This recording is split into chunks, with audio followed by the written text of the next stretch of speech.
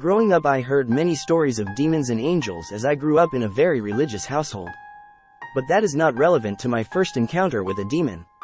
I am an Uber driver, so I often bring young kids home from the bar on a late Friday night.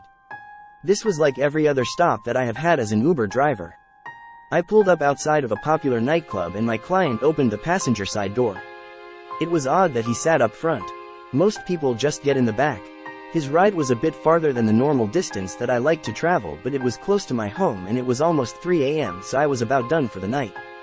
After he got in, I started to head towards his destination, roughly 31 meters away. I typically like to make small talk with my passengers, and I looked in his direction and noticed that he was dressed very formally for your typical nightclub kid. He was probably around 27 and 6 feet 3 inches.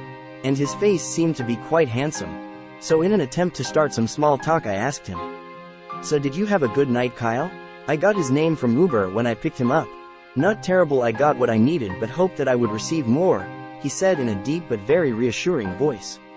I don't know how to describe this, but it felt very trustworthy. Similar to a fatherly-like tone. "How has your night been? Had any interesting encounters tonight?" he said. "No, not for me," I replied, showing him my wedding ring. 18 years happy and counting, I responded. He waited for a moment and said, "Is that really true? Did you not cheat on your wife Samantha 3 years ago after a fight that you had about money because she lost her job?" I looked at the GPS and it said 26 meters. "I am not sure what you are talking about," I replied with a stern tone in my voice. I increased the volume of the music on my steering wheel. This was not possible. I must just be hearing things since it was so late. No one knows that I had an affair and it was a mistake. He must have just had a really good guess, I thought. "Would it cause you despair if she found out?" he said. "There would be nothing to find out because that didn't happen and we are happy." I replied, "True, it wouldn't make much of a difference because she has been aware since early last year. Stephanie works at the new firm that she works at. I never understood how humans forgive each other for such betrayal, a truly despicable quality." We hit a stoplight and I slammed on the brakes and exclaimed loudly, "Who the fuck are you? What do you want from me?" Visibly angry at this time. Glancing at the GPS, 18 meters until arrival. The man took a moment to straighten himself in his seat after the sudden stop. "Please refrain from outbursts of anger. I have no use for anger. What I am interested in is your sins," he said, almost sounding annoyed, like he was supposed to be the one that was annoyed in this situation. "So then what do you want? What do I have to give you to leave me and my family alone?" I said. He smiled a large smile. "I do not want anything from you. I would much prefer to make a deal instead if you are interested," he said. "It doesn't feel like I have much choice. What kind of deal do you want?" I glanced at the time, 11 meters until arrival. "What I want is your sins," he said with a slur like a snake.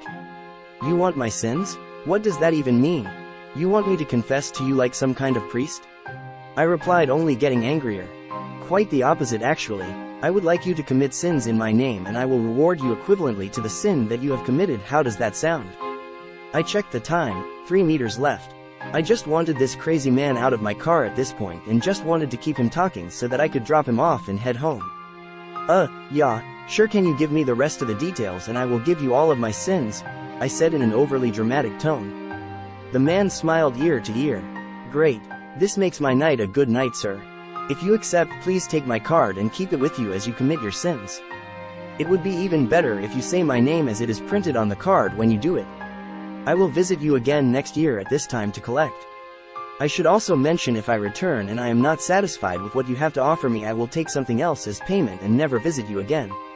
I then pulled up to the location that he requested to be dropped off at. It was just an old 24 hours diner just off the highway. "Yeah, sure, Kyle, we're here, so get out," I said. "Wonderful," he said as he placed a card on my seat as he got out and I peeled out of there. "Absolutely marvelous, my new attendant of sin. I truly did not expect products such as this from you," Kyle said in an almost overjoyed tone. "Manslaughter, infidelity, addiction and neglect. I never imagined that you would produce such fruits. For such miraculous contributions to myself, I will grant you 3 rewards. What can I do for you in return for such quality sins?" I stumbled back, almost dropping my cigarette. "What the hell? How? What are you doing here? How did you find me? What are you talking about?" I yelled. "Why, whatever do you mean? It is 3:31 a.m. on the same day as the last as I said I would return. I am here to collect and reward just as I promised. A demon never goes back on his word. Now tell me what it is that you wish for in reward as part of our deal." He replied, "Wait, you're a demon?" I said, "Indeed I am, specifically a demon that is in need of sins, and you are going to give me some quite valuable sins. Now what would you like as your reward so that I may collect your sins?" "Wait, hold up, what do you mean? I never kept you card shit, I almost completely forgot about you. Just leave me alone and get away from me." I yelled at him. He then looked down at the ground and I felt very uneasy. Even though he was standing several parking spaces away from me, I felt very unsafe. "Do you remember what I told you would happen if you did not fulfill your end of our arrangement? And you did keep my card. It has been in your car this entire time, you never got rid of it, and that means that you accepted our deal. The very car that you committed these very sins. I will take from you the equivalent of what I am owed today if you do not agree." I started to speak, but he began to walk towards me and cut me off. Have you ever heard the human saying, "Do not write checks that you cannot cash"? He was standing right in front of me now and looked me in the eyes. I could see his eyes were pitch black, consuming any light that was around them. "I will ask you once more, do you wish to select your payment, or would you rather I take mine?" He said this in a deep bellow that sent shivers down my spine. I stumbled back and almost pissed myself. He was very serious. I was terrified of him and I had no idea what he was going to do. So I screamed, "Yes, yes, but I don't know what I want, please just leave me alone." Kyle then calmed a bit. Spoke in a much calmer tone. "Well, you do have great sins to offer, but since you bear such fruit, I can't exactly just let you go. The sins you will produce in the future are worth much more to me than that. I can also not influence your decision. You must make it, and my patience is wearing thin." Thinking fast, I just blurted out what came to my mind as I was terrified and just wanted him to leave his eyes. I swear to you that they were the most unnatural thing that I had ever seen. Like he had black holes where his eyes should be. So I just said the first 3 things that came to my mind. Money, safety, and health. "Now please just go." Kyle smiled and his eyes went back to normal. "Very well. I will grant you money, safety, and health in exchange for your sins. Please let this be easier next year." I then blinked and I woke up in my bed at home with my wife. The demon kept true to his words. No one remembered the sins that I committed that the demon had taken from me that night. Everyone forgot about the man that I hit with my car.